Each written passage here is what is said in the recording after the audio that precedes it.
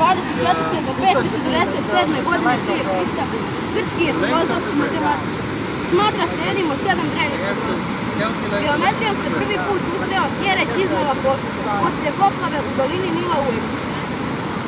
Dao je jedan od osnovnih poučaka o geometriji o proporcionalnim dužinama, koji se zove Talesov poučak o proporcionalnim dužinama.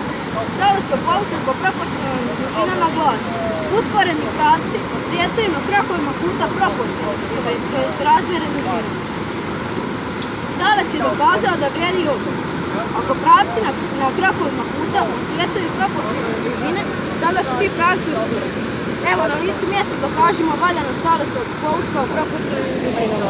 Mjerimo širinu rijeke Krke na mjestu koje se zove Krče, neposredno u blizini slapova rijeke Krke. Širinu rijeke mjerimo na ovom osnovu, kako bi na licu mjesta mogli dokazati njegovu valjanost.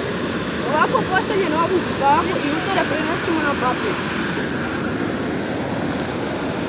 Dobili smo pravokutni trokut s paralelnim dužinama. Izmjerili smo one dužine koje bi nam bile dostupne za mjerenje, da nismo na mostu. A sada izračunajmo neposrednu dužinu x. Mjerimo širinu rijeke Krke na Krčiću, dakle dužina AB 5,75 metara, DE 2,57 metara i dužina BE 12 metara. X kroz x plus BE jednako je DE kroz AB, x kroz x plus 11,94 jednako je 2,57 kroz 5,75. 5,75 minus 2,57 x jednako je 11,94 puta 2,57. 3,18 x jednako je 30,6858.